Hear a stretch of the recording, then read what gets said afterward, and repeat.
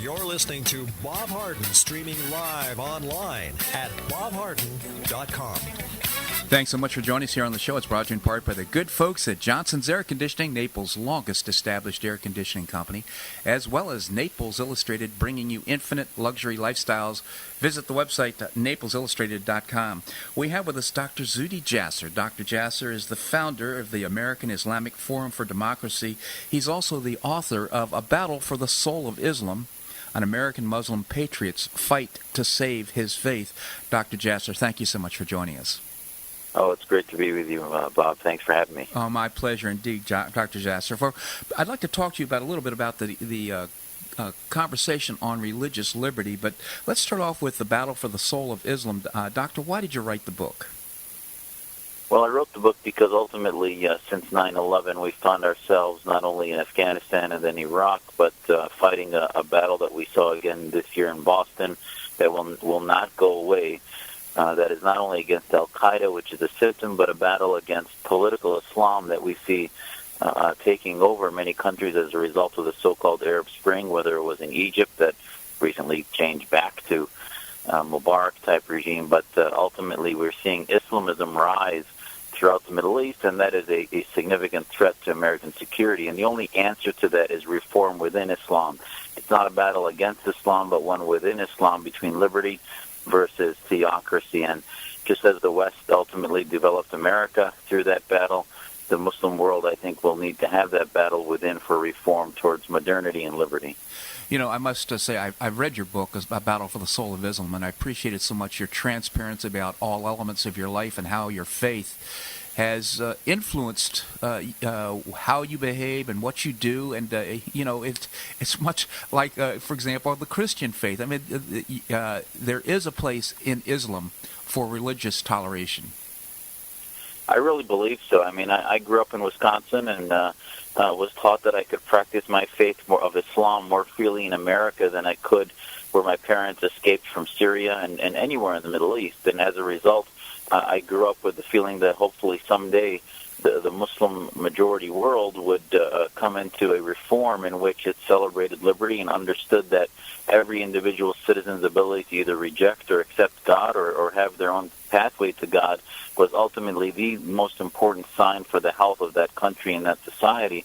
And there was a lot of work to be done. And after 9/11, I realized that I couldn't just sort of let that happen generationally, that I had a responsibility not only for my country but for my children to make sure that the reform-minded, liberty-based Islam was the one that won that battle against the Islamic theocrats that are running countries like Iran and Saudi Arabia and organizations like al-Qaeda. Now, there's many who are not pleased with your voice in this conversation. For example, the Muslim Brotherhood and others that are centralized here in the United States. Oh, yeah, they don't want anyone to take away the monopoly of their control over who represents Islam. And in fact, groups like the Council on American Islamic Relations released libelous papers as they did just a month or two ago, saying that I'm one of the biggest enemies of Islam in America. And meanwhile, you'll see in my book, my family helped start 4 different mosques in America in towns that we've lived in. My kids are raised in a very conservative Islamic environment, learning their scripture and language. And ultimately, this is a battle within.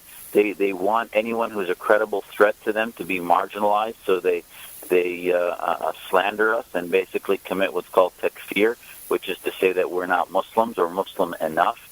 And I think ultimately you'll see our organizations growing. We now have a leadership coalition that's a number of organizations, including our American Islamic Forum for Democracy, that are beginning to take away that mantle and let America and the world know that the Muslim Brotherhood, as we saw in Egypt, does not speak for all Muslims, and that ultimately they are the end of Islam, not the beginning and the future of liberty. Yeah, very courageous man, Dr. Zuhdi Jasser. You've been carrying the mantle for religious liberty, in fact, testified to a congressional committee. Maybe you could tell us about it. Yeah, I was appointed by Senator McConnell last March to sit on the U.S. Commission on International Religious Freedom, which really is an independent commission that was formed as a bipartisan commission with appointments from the House, the Senate, and the President and the White House to basically be as a watchdog over the State Department and the White House and Congress as far as our foreign policy. And the fact that where religious liberty is celebrated and protected, those countries do better and transform into democracies. And where religious freedom suffers, those countries suffer, as does their security and their economy. So if you'll see now during Christmas, where countries where Christians are being pushed out and killed and targeted, those countries are really deteriorating. We've seen Iraq. In 2003, there were 1.2 million Christians. Now there's less than 300,000.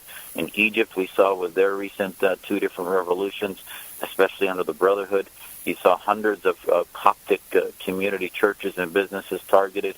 We see in Pakistan 3 months ago, 150 churches targeted.